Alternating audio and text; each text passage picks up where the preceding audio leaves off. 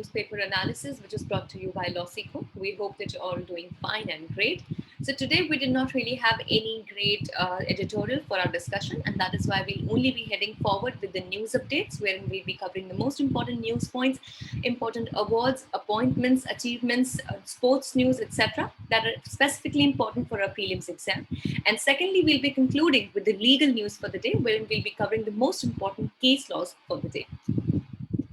Let's see what do we have for the news updates today. Firstly, Delhi Lieutenant Governor Anil Baijal resigns. So Delhi Lieutenant Governor Anil Baijal has submitted his resignation to President Ramnath Kovind, citing personal reasons. He was appointed the National Capital's Lieutenant Governor in December 2016 after the sudden resignation of Najib Jung. Please note here that in this situation of union territories, the administrators, or basically the governors appointed over there, have different names. Sometimes they're called as the administrators, sometimes just the governors, and sometimes the lieutenant governors. Although they are the same thing, but only due to some differences in their connotation, we call them with different names. And similarly, the governor for Delhi, that is the capital for India, is called as the lieutenant governor. Secondly, scientists standardize breeding techniques of barbs. So a team of scientists at the Kerala University of Fisheries and Ocean Studies, that is called as KUFOS, has standardized the techniques for artificial breeding of olive barbs, which is Kuruva peril, and filament barb, that is Kala Kodiya, and have developed brood stocks of hyphen barb and carnatic carp. So indiscriminate fishing and change of habitat has brought these fishes to the brink of extinction. Thirdly, IndiGo names KLM's Peter Elbers as the CEO. So IndiGo has appointed Peter Elbers, who is president and CEO of the KLM Royal Dutch Airlines, as its CEO now, replacing Ronojoy Datta, who will retire on September 30th.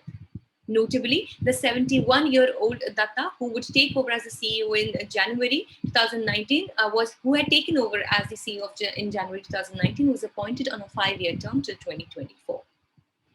Fourthly, Andhra Pradesh Chief Minister to launch mobile vet clinics. So Chief Minister Jagan Mohan Reddy flagged off the mobile vet clinics under the Dr. YSR Sanchara Pashu Arogya Seva scheme. So these units are well equipped to deal with emergencies for animals, and that is a project of almost 278 crore Indian rupees. This is really a good step when we talk about the animals and their health. Fifthly, Union Cabinet approves amendment to National Policy on Biofuels to make India energy independent by 2047. So the Union Cabinet has approved the amendments to the National Policy on Biofuels 2018. The amendments are intended to allow more feedstocks for the production of biofuels, advance the ethanol blending target of 20% blending of ethanol in petrol, and promote the production of biofuels in the country. Please consider biofuels are the fuels that are generated or that are extracted from the biological sources, for example, the biochar, biogas, etc. And these are, comparatively to the other fossil fuels, they are quite less polluting. Sixthly, COA takes over the Indian football. So the Supreme Court asked the Committee of Administrators to take charge of All India Football Federation and paved way for the election under a new constitution adhering to the sports code. Now this ends the All India Football Federation President Praful Patel and his Executive Council's term officially. Now let's see what do we have for the legal updates for today. Firstly, Supreme Court allows OBC quota in Madhya Pradesh local body elections and modifies earlier order. So the Supreme Court has allowed the implementation of reservation for the OBC in the local body elections in Madhya Pradesh, modifying the earlier order that stated that triple test requirement for local body reservation was not completed. This was held in the case of Suresh Mahajan versus State of Madhya Pradesh. Secondly, Governor is bound by the State Cabinet's advice for sentence remission under Article 161, says the Supreme Court, and it criticizes the Tamil Nadu Governor. Now, while releasing the AG Perarivalan, one of the convicts in the Rajiv Gandhi assassination case, the Supreme Court expressed the concern that the remission petition of Perarivalan and the recommendation of the Tamil Nadu Cabinet was being delayed by the Governor.